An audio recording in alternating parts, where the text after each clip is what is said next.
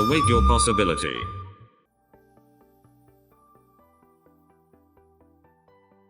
안녕하세요. 프린들리입니다. 이번 금요일에 주식시장이 너무 많이 빠져서 시황이나 다른 이야기들이 많은 분들에게 더 많이 스트레스가 될 것 같아서 오늘은 그동안 미루고 미뤘던 부동산 이야기를 하려고 합니다. 여러분이 제일 궁금한 건 부동산 가격이 언제 하락할지 그리고 어떻게 대비할지가 제일 궁금하시잖아요. 이 부분에 대해 제 의견을 말씀드리겠습니다. 대부분 투자가 그렇지만 부동산 투자도 결국 수요와 공급이 다 결정한다고 생각합니다. 문재인 정부 때 부동산 가격이 이렇게 오른 이유는 여러 가지 요인이 있겠지만 공급이 부족했다고 생각합니다. 처음 파리 부동산 정책이 나오기 전에 부동산 가격을 잡겠다고 해서 아파트 공급을 늘리겠구나 싶었는데 웬걸 청약은 더 어렵게 만들고 대출은 못하게 하고 재건축 재개발 규제는 더 심하게 변경됐습니다. 결론적으로는 아파트 공급을 더 줄인 겁니다. 공급이 안 되니 아파트 가격이 계속 오르자 청약과 대출을 못하는 포모족들이 벼락거지가 될 수 있다는 생각에 전세를 끼고 연끌을 해서 집을 사기 시작합니다. 그러니 집값은 더 오르고요. 근데 아파트 공급이랑 부동산 가격이랑 무슨 상관이냐? 근거가 있는 거냐? 라고 생각하실 수 있는데요. 일단 매번 말씀드리는 수요와 공급 법칙.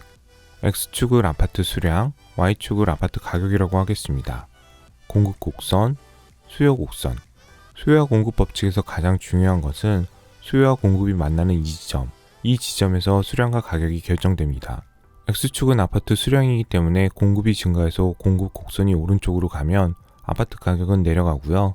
공급이 감소해서 공급 곡선이 왼쪽으로 가면 아파트 가격은 오릅니다. 이건 교과서적인 이론이고요. 실제 그랬는지 확인해 봐야 되잖아요. 이 표는 우리나라 정권별 주택정책 변화와 아파트 매매 가격 지수입니다. 부동산이 너무 올라간다 싶으면 규제를 하고 내려간다 싶으면 완화 정책을 했는데요. 민주당이라고 특별히 부동산을 규제하고 보수당이라 특별히 부동산을 완화한 게 아니라 그 시대에 맞게 주택정책을 했습니다. 80년대 후반 노태우 정부 때 아파트 200만원 건설 후 아파트 가격이 이렇게 꺾이기 시작합니다. 아파트 공급을 많이 하자 아파트 가격이 꺾인 겁니다. 공급 증가 이후 가격이 이렇게 내리더니 그리고 한동안 집값은 안정이 됩니다. 이때만 이런 건 아니고요. 이명박 정부 때 2014년 반값 아파트 보금자리 아파트 150만원 공급 후에도 집값은 쭉 빠지는데요. 이때 집사라고 대출 규제도 엄청 완화해줬는데 아파트 가격은 꽤 오랫동안 안정이 됐습니다. 즉 우리나라는 부동산 세금 대출 규제를 한다고 부동산이 잡힌 게 아니라 공급 대책에 따라 부동산이 잡혔습니다. 그리고 이명박 정부 때는 심지어 하우스푸어라는 용어가 등장하는데요. 하우스푸어가 뭐냐면 지금의 영끌족입니다. 있는 돈 없는 돈 다 끌어다가 집을 샀는데 집이 떨어지기 시작한 거죠. 그래서 이 당시 가진 게 집밖에 없다는 의미의 하우스푸어라는 용어가 등장합니다.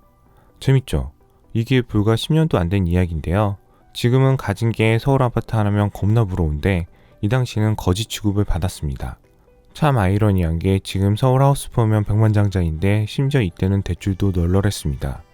근데 왜 이명박 정부 때는 하우스푸어 이야기가 나오고 지금은 아파트가 없으면 벼락거지 이야기가 나오는 걸까요? 결론적으로 이명박 정부 때는 보금자리 150만원을 공급했고 지금은 안 합니다. 아니 못하고 있습니다. 서울에 집을 지을 땅이 없습니다. 심지어 보금자리 아파트는 위치도 완전 좋은데요.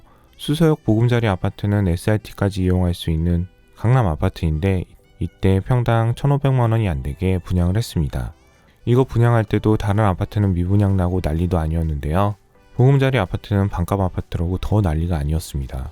뭐 실제 반값은 아니었지만 근데 이런 아파트를 150만원에 공급하는데 누가 구축 아파트를 연끌해서 전세 끼고 사겠어요. 그러니 아파트 가격도 쭉 떨어지고 다시 말하지만 이때랑 지금이랑 다른 건 공급이 없다는 겁니다. 다른 데는 모르겠지만 서울은 공급이 없습니다. 서울 아파트가 많다고 하는데 사실 30%가 안 됩니다. 70%는 다 쓰러져가는 노후화된 연립 다세대가 더 많은데요. 서울은 전남 다음으로 노후화 주택이 많은데 그만큼 개발이 늦어지고 있는 상황입니다. 재건축 재개발 규제가 더 강화되고 있기 때문에 공급이 더 늦어지고 있는 거죠. 그러면 공급을 늘리면 되는 거 아니에요? 라고 쉽게 생각할 수 있지만 서울엔 지을 땅이 없습니다.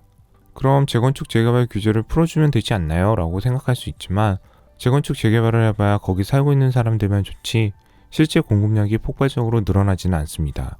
물론 재건축 재개발 규제를 완전히 풀어서 용적률 완전히 늘려주고 충수 제한도 다 풀어버리면 그나마 나아지겠죠. 근데 이것도 그리 쉽지는 않은 문제입니다. 제 생각에는 부동산 정책을 누가 잘했네 누가 잘못했네는 중요하지 않다고 생각합니다.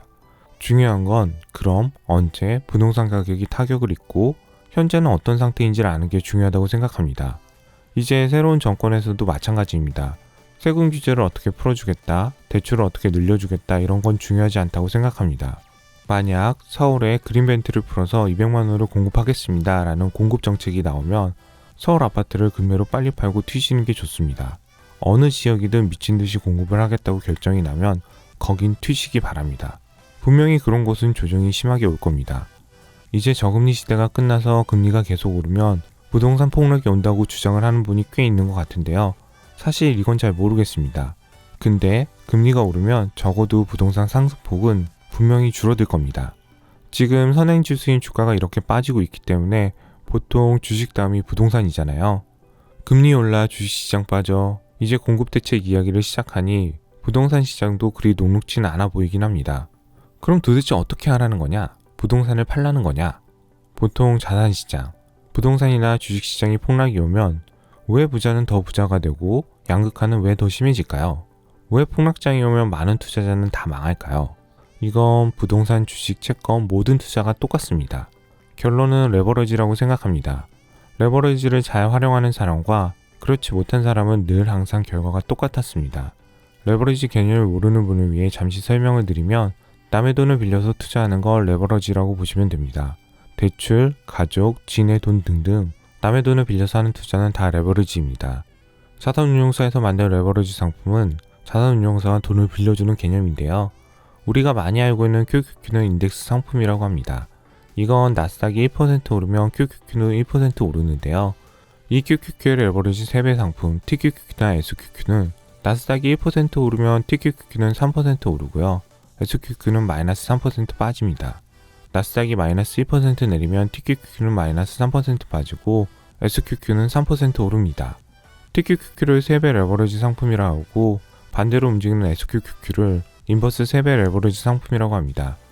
이건 피터 린치가 만든 전설의 피델리티 마젤렌 펀드 수익률인데요. 10년 동안 거의 600배가 오른 전설의 펀드입니다. 근데 아이러니하게 거의 절반 이상의 투자자가 마젤렌 펀드로 손해를 봤습니다. 왜 그랬을까요? 당연히 답은 레버러지입니다. 레버러지를 잘 활용하지 못한 투자자는 다 손해를 봤습니다. 마젤렌 펀드가 이렇게 미친듯이 오르니 이때 요 꼭대기에서 내 돈 1억, 대출, 가족, 지인 돈 9억을 걸어서 10억을 모은 다음 10억을 이때 몰빵합니다. 근데 이렇게 50% 이상 하락하면 투자한 10억에서 5억이 날아가게 됩니다.